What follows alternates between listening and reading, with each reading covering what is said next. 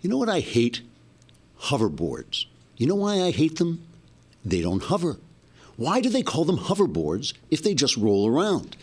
If I sold you a flying car and all it did was drive down the street like any other car, wouldn't you come to me and say, this is not a flying car because it doesn't fly? Now give me my money back or I'm going to hit you over the head with this stupid non-hovering rolling board. I mean, if a man put on a dress and had breast implants, would you call him a woman? Wouldn't you just call him a strangely shaped man in a dress?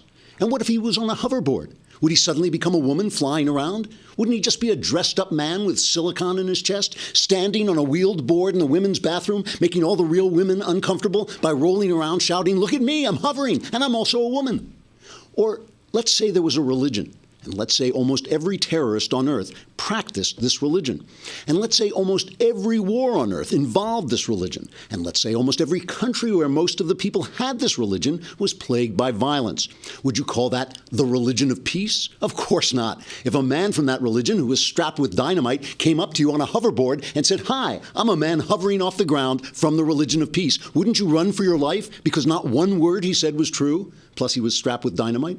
You bet you would. Or think about this.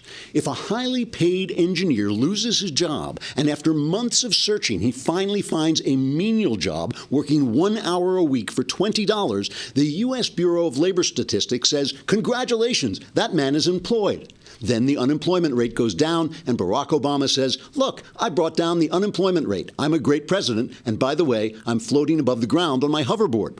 Would you call that engineer employed? Would you call that low employment rate? Would you call that president great? Or would you say, if that's employment, then I am the Queen of Romania, flying on my hoverboard and swallowing prescription opiates by the handful because I'm making $20 a week? And when you look around at a country where the president passes laws without Congress, where unelected bureaucrats can tell me whether I can cut down a tree in my own yard or if I have to bake a cake for a wedding I don't agree with, and where anyone who is not in favor of those things is shouted down and knocked off social media, would you call that country America? Or would you call it stinky Obamaville? Or nasty Washington land? Or stupid elite world? I know what I'd call it. I'd call it Hoverboard Nation. And I'm looking forward to coming back down to earth. Trigger warning, I'm Andrew Klavan, and this is The Andrew Klavan Show. I feel hunky-dunky, life is tickety-boo. Birds are winging, also singing hunky-dunky-doo. Ship-shape, tipsy-topsy, the world is zippity-zing. It's a wonderful day, hurrah, hooray! It makes me want to sing. Oh, hurrah, hooray! Oh, hooray, hurrah! Hooray, hurrah! It's the last week of the Obama presidency! Woo! Hey! Zippity-doo-dah, zippity-yay. My, oh my, what a wonderful day.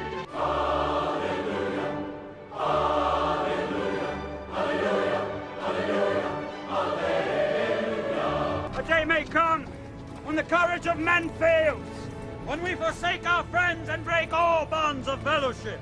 But it is not this day. Yay! Mr. Bluebird's on my shoulder. It's the truth.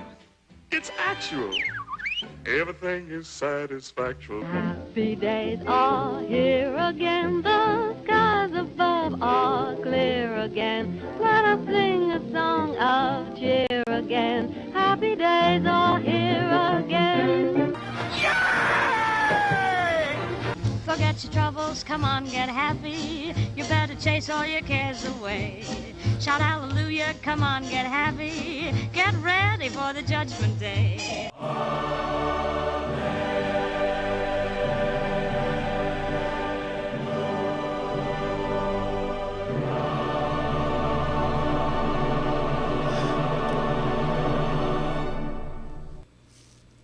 Hooray! That's the happiness montage. We haven't had that in months, the happiness. We haven't had any cause to have the happiness montage. You know, people look at the news, and then they look at this show, and we're all having a good time, and they say to me, what sort of underwear are you wearing? It's a good question. And I will tell you, I am wearing Mack Weldon underwear, and I am not joking. I don't know what they put in this stuff, but this is, oh man, they don't just make underwear. I ordered this zippered hoodie, I guess it is. I wear a lot of zippered sweatshirts.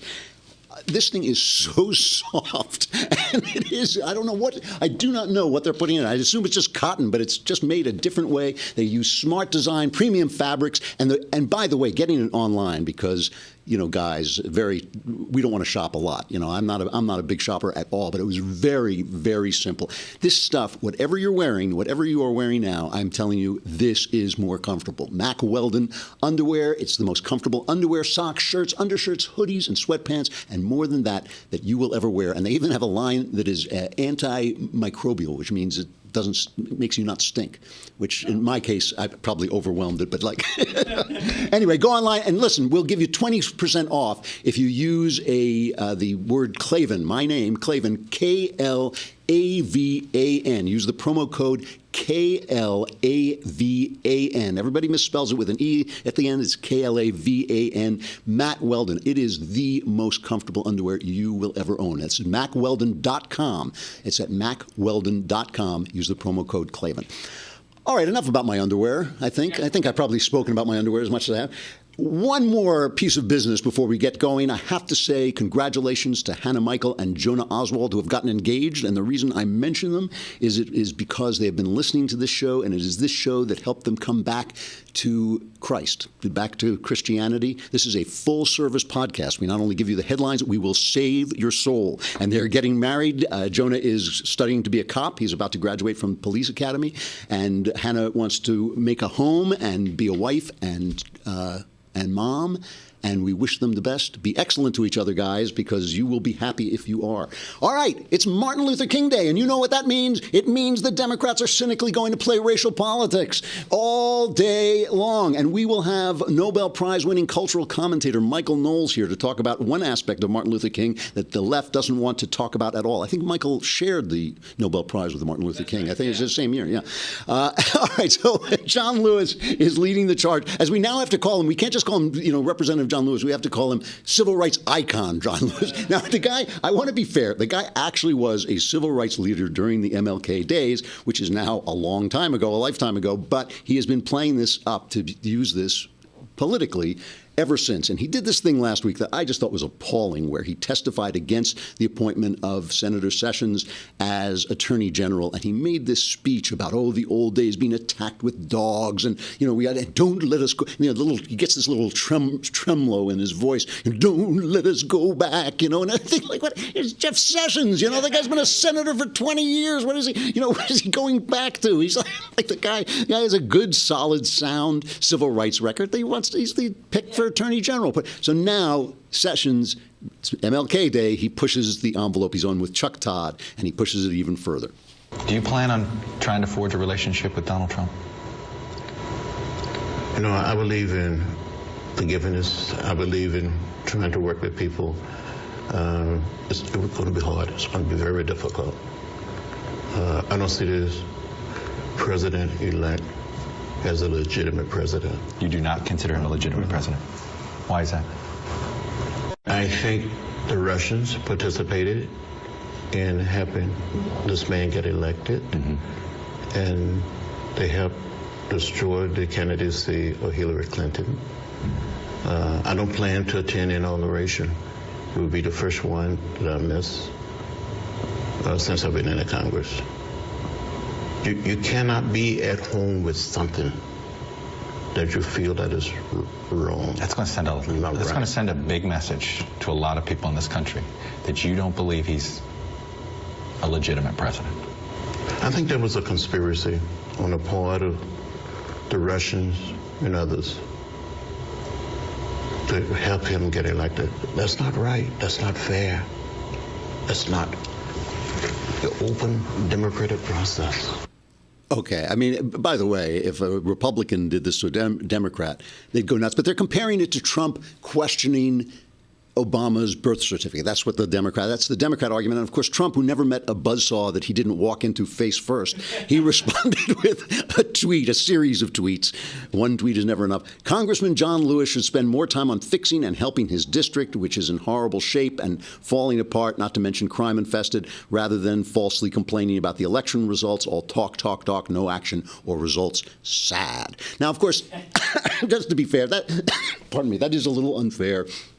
Lewis's district, which I think is Atlanta, basically. So he's got all kinds of people in it and all that stuff.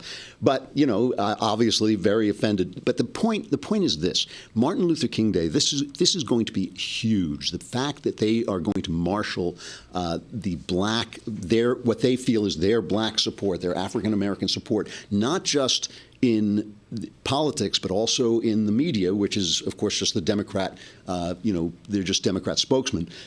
The reason this is important is, listen to this. This is the Obama record, okay?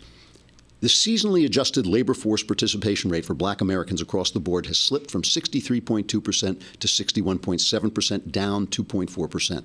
The seasonally adjusted labor force participation rate, these are people in the labor force, for black teenagers also sagged.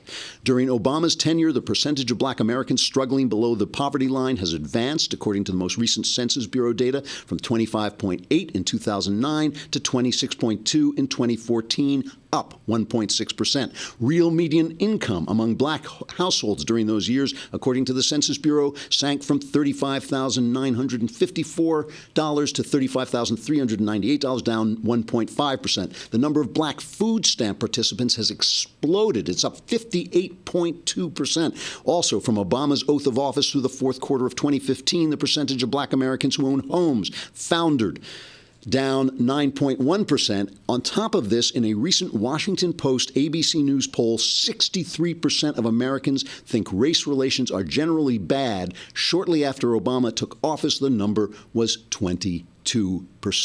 This presidency has been disastrous for race relations, and it has been disastrous for blacks. And don't think black people don't know it. Now listen, they love Obama. Of course they love Obama. That's human nature. When John Kennedy was the first Irish Catholic elected president, there were Irish people in this country who had pictures in their household. They had Jesus, they had the Pope, they had the Virgin Mary, a saint maybe having his head cut off, and John F. Kennedy. That was the panoply of pictures they had. And of course, that's human nature. I mean, everybody's like that. Don't think that blacks are supposed to exempt themselves from human nature. But the important thing is, because of this, they know now the Democrat Party knows they've lost this as Obama walks away. The Democrats are betting their future on demographics, okay?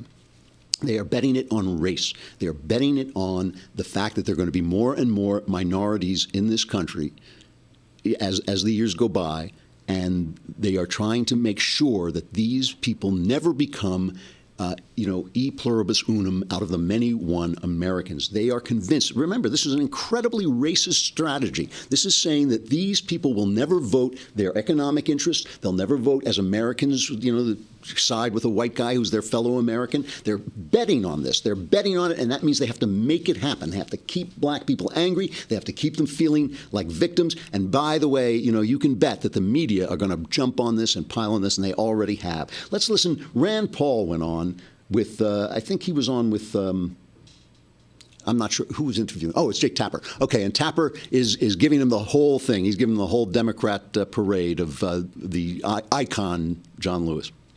I've worked with John Lewis, met him several. One of the things people are taking issue with is not the question about whether John Lewis is immune from criticism. Obviously, he's a partisan Democrat, and he said presidents like Trump is illegitimate. Certainly lots of room to criticize there in terms of what he's saying a few days before the inaugural. But the question of describing his district as crime-infested, urging him to focus on burning inner cities, and referring to this man, who you refer to as an icon, accurately, as all talk, no action, I think on Martin Luther King Day weekend, I think that struck a lot of people as a little tone deaf, including many Republicans. Yeah, but I think it gets one-sided sometimes. In Jeff Sessions' nomination hearings, there were 3 African-American legislators, Cory Booker, John Lewis, and I think Cedric Richmond, came forward and decided to testify against Jeff Sessions. But there were also 3 African Americans who had worked with him and known him for years and years who testified in his favor. So I think we shouldn't, when things involve race, it gets very, very sensitive. All of us, or none of us actually, want to be considered to be either racially insensitive. And so it's a very, very important subject. But I think we shouldn't ignore that people are partisan. So John Lewis is a partisan. I mean, that is the key thing. John Lewis has been using this stuff. I'm not saying he didn't do a good thing back in the day. He did. There's no question about it, and all credit to him. But he's been using this stuff for partisan purposes. You want to hear the press going full bore on this, you have to listen to this from the New York Times. But before we do, I have to say goodbye to Facebook and to YouTube. Come and listen to the rest on thedailywire.com, because Nobel Prize winning cultural commentator will be here. Michael Knowles will be here to talk about the aspect of Martin Luther King that the left doesn't want you to know about.